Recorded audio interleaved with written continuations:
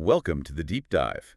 This is where we take your sources, dig into them, and try to pull out, well, the really important bits, the interesting insights for you. Yeah, trying to connect the dots. Exactly. And today, we're looking at a story from Buddhist scripture. It comes from excerpts of a text called Kasaka Vatthu. Mm-hmm. And we've got it in a couple of different versions, different translations. Right. So our mission basically is to unpack this story. It involves a farmer, some hidden treasure, a kind of surprising intervention. We want to get the sequence right, figure out what motivates everyone. And what the takeaway message is. Because it might be an old story, but it's definitely not simple. No, not at all. It's got some unexpected turns and raises these big questions about actions and consequences that still feel relevant. Okay, so let's dive in. Where does it start? Okay, so it starts pretty grounded. We have this farmer. He lives near Savatthi, a city. Right. And he's just heading out to plow his field. Pretty normal start to the day. Okay, standard farming scene. But then somewhere else, in the city itself. Drama. Yes, totally separate event happening. Thieves break into a wealthy house in Savatthi. How'd they manage that? Pretty cleverly, actually. They go through a water drain tunnel into the house. Oh, okay. Yeah, it's quite audacious. And they grab a lot of gold and silver. And get out the same way. They do. Back through the drain. Seems like they got away with it. But there's always a but, isn't there? There usually is. So here's twist number one. One of the thieves, well, he decides he doesn't want to share. Ah, classic. He tricks the others, manages to snag a bag with 1,000 pieces of currency just for himself. The text says he, tucks it into his clothes. Sneaky. Yeah. But does it work out for him? Well, no, not exactly. As he's making his escape, maybe running, who knows, he somehow drops the bag. Oh, no. Wow. Right in the farmer's field. The one who's just out there plowing. Wow. Talk about being in the wrong place at the right time, or maybe the other way around. Exactly. Huge turning point. Now, the perspective shifts. We get the Buddha's view. He's called the teacher here. At dawn, he's doing his thing, surveying the world with his wisdom, and he sees the farmer. Sees him enter his net of knowledge, as the text puts it. So he's aware of the farmer specifically. Very specifically. And he sees what's about to happen. Okay, so what does he foresee? This sounds intense. It is. He sees the farmer going to plow, just his normal routine, but he also sees the owners of the stolen stuff tracking the thieves. Following the trail from the drain pipe, maybe? Presumably. And he sees they're going to find that dropped bag of money right there in the farmer's field. Oh, that's bad. They're going to assume. Exactly. They'll accuse the farmer.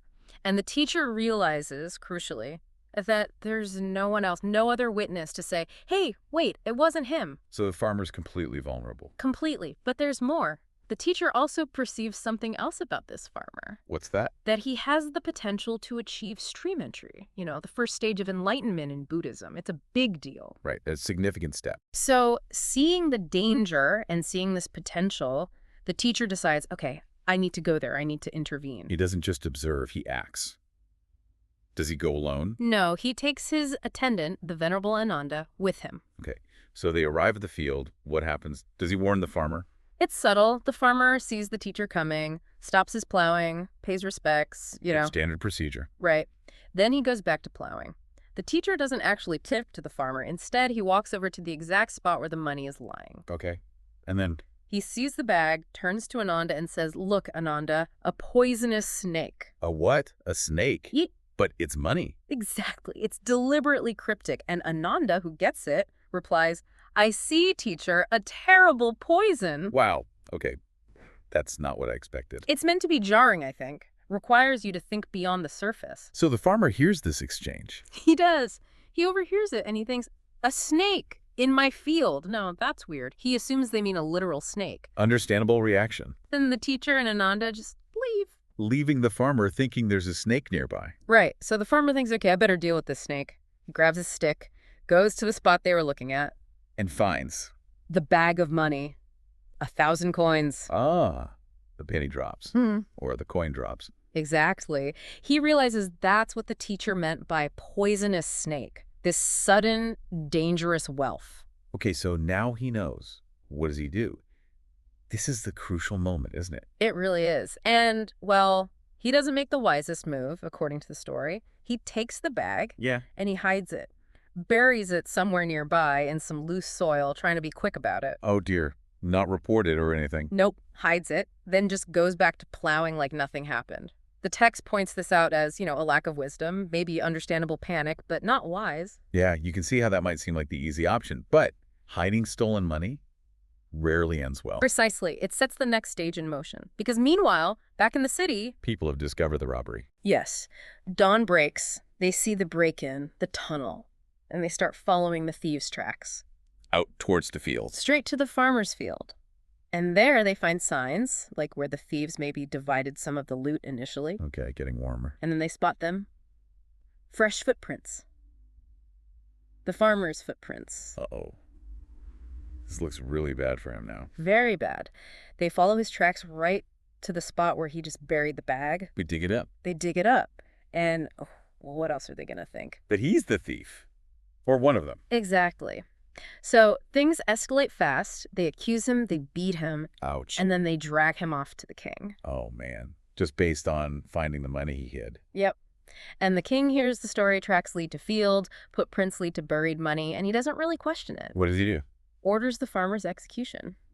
Why? Immediately. Seems like it. From the king's perspective, the evidence looks pretty clear, even though it's wrong. This poor guy. So they're taking him to be executed. Yes. The royal guards bind him, they're whipping him as they lead him to the execution ground. It's a pretty grim scene. Terrible. Is he protesting? Trying to explain? Here's the other really strange part. He's not saying I'm innocent or anything like that. Even while being whipped, he just keeps repeating those words he overheard. The snake thing. Yeah. Look, Ananda, a poisonous snake. And then Ananda's reply, I see, teacher, a terrible poison. Over and over again. While being beaten and led to his death. That's bizarre. Well, the guards certainly think it's bizarre. They're like, what is this guy talking about? Snake. Teacher. Who's Ananda? They're completely confused. I bet. It makes no sense in that context. So they ask him, what are you saying? What's this about? And what does he say? Does he explain then? He says he'll explain, but only when he gets to speak to the king again. Interesting. Buying time. Or maybe he trusts the king will listen. Maybe. So the guards, intrigued now, decide, okay, this is weird enough. We should tell the king. They take him back. Back to the king. Okay. They tell the king everything what happened, how the farmer kept repeating these strange phrases about the teacher and the snake. So the king must be curious now, too. Definitely. He asks the farmer directly, okay, why were you saying those things? Explain yourself. This is his chance. And he takes it. He says, look, I'm innocent. And then he tells the whole story right from the beginning. Going out to plow, seeing the teacher and Ananda. A weird snake comment. Finding the money, realizing what they meant, hiding it foolishly, then being caught, everything. How does the king react to that story? It sounds pretty wild. Well, the king listens, and hearing the farmer mention the teacher, referencing him as essentially a witness, that carries weight. Because the teacher is highly respected. Exactly. The king thinks, okay, this teacher is an extraordinary person. Maybe there's something to this. He realizes it's not right to execute the farmer without checking this out. He needs to investigate further himself. Smart move. So does he. Does he go talk to the teacher? He does. Later that day, he takes the farmer with him and goes to see the teacher. Okay, the confrontation. Or clarification. Right. The king asks the teacher straight up, were you in that farmer's field this morning with Ananda? And the teacher says, yes, great king. Simple affirmation. Okay. Step one confirmed. Then the king asks, and what did you see there? The crucial question. And the teacher answers just as directly, a bag of 1,000 coins, great king. No mention of a snake this time. No, straight facts now. Then the king presses, having seen the money, what did you say? He wants to connect it to the farmer's story. Precisely. And the teacher replies simply, this, great king, clearly referring back to his poisonous snake comment. Okay, so the teacher confirms the farmer's account of the events and the words spoken. Exactly. And the king has this realization. He says something like, wow, normally if someone falsely used you as a witness, they'd be toast. But this farmer, his life was saved because he kept repeating your words. Even though he didn't fully get them at first, it's like the words themselves had power or protection. Something like that. He clung to the only thing he had, which happened to be the truth, even if failed. And the teacher uses this moment to teach. Of course. What does he say? He confirms the king's insight, and then he talks about actions and their consequences, especially actions that lead to regret. He says a deed isn't well done if you end up regretting it. if it brings tears and suffering later. Makes sense. Like the farmer hiding the money seemed okay for a second, then led to beating and your death. Exactly. That's not a skillful action. And he delivers a verse to capture this. Do you want the Pali? Let's hear it, and then the English. Okay. The Pali is Natalakata sadhu yakatva anotapati yasa asumohorodari vapaka paisyavatiti. And the translation. It means, that deed is not well done if, having done it, one repents, whose tears fall and who weeps, experiencing its result. Basically, think before you act, because actions that cause suffering later aren't worth it. Powerful. And what's the effect of this teaching on the farmer, after all he's been through? It's profound. Right then and there, listening to the teacher, the farmer attains stream entry, that first stage of enlightenment. Wow. From near execution to enlightenment in one day. That's quite a turnaround. It really is. It shows the power of the teaching and maybe his own readiness, despite his earlier mistake. And was it just him? No, the text adds that many other monks who were there listening also reached various stages of enlightenment, including stream entry. So this whole incident, starting with the theft, ended up being this major teaching moment. Absolutely. And that whole story, that's what's known as the story of the farmer, or Kasaka Vatthu. Incredible. So summing up this deep dive, what are the big takeaways? Well, clearly the unpredictable consequences of actions, right? The thief dropping the bag, the farmer hiding it. Yeah, and the importance of wisdom in decision-making. The farmer's impulsive fear versus the teacher's foresight. Definitely. And the teacher's intervention, it's compassionate, but also kind of indirect, cryptic even. Yeah. Yet it worked. That cryptic guidance saved him. It really makes you wonder, doesn't it?